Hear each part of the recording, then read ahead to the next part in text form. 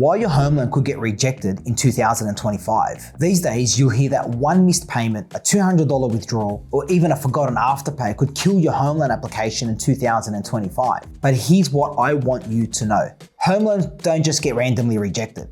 It's almost because of predictable traps like hidden patterns in your spending, savings, or even the type of property you choose. If you know what banks actually look for, and you fix those things early, your chances of rejection drop to almost zero. If we haven't met, I'm Gabriel Micah. I'm a finance broker and I've spent years working with clients who thought they'd be rejected, only to walk away with approvals simply because we knew how to find and fix the hidden red flags before they hit the bank's desks. Today, I'm going to show you exactly how we do it. What actually causes loans to get rejected in 2025, what we do to avoid it, and the steps you can take now to stack the odds in your favor.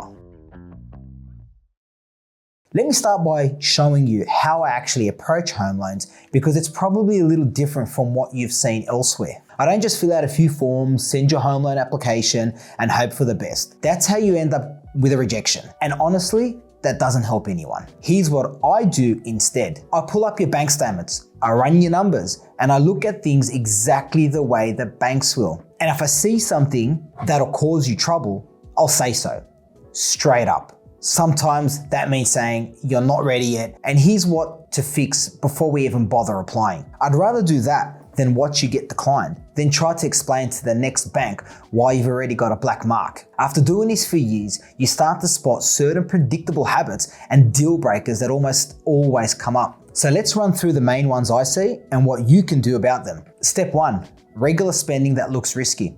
Even if you only have a flutter during footy season or an occasional night out, if the bank sees regular cash withdrawals at the casino or a pattern of buy now, pay later, it flags you, even if your income's solid. Step 2, private school fees, health insurance, and other quiet expenses. These aren't always obvious, but when the banks tally up your outgoings, $1,000 a month on school fees or a chunky insurance premium can wipe out $50,000 or $100,000 in borrowing power. Most people don't even realize these are liabilities in the bank's eyes. They're just part of life. Step 3, lack of real savings or deposits that look too sudden. If your deposit lands in your account last minute from a gift or inheritance, or there's no history of regular savings, banks get nervous. Some want to see a pattern for at least 3 months. They want to know you can actually budget, not just get lucky once. Step 4, looking at the wrong property. A lot of buyers are drawn to units or apartments because they seem affordable, but certain postcodes or specific buildings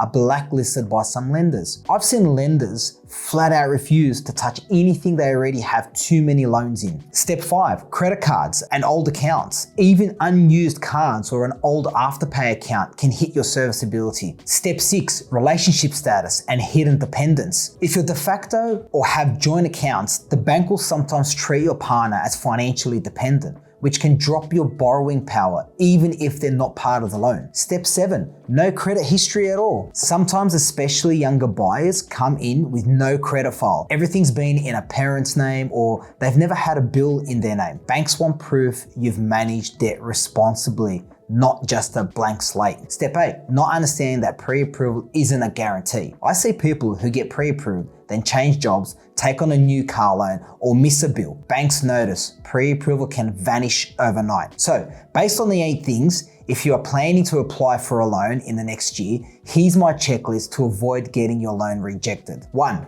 audit your own spending. 2, clean up your bank account statements for 3 months. Cut out anything the banks would see as risky or excessive. 3, start saving the amount your future mortgage would cost. Build the habit now. 4, close unused credit cards or afterpay accounts.